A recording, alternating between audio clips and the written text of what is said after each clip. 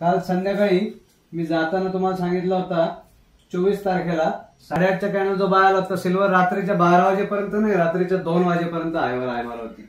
आणि जिकडून buy signal आला होता ना तिकडनं 42.85 ची सिल्वर वरती गेली होती 51.30, म्हणजे जवळपास 150 पिप्स म्हणजे झाले जवळपास 5000 पॉईंटचा प्रॉफिट.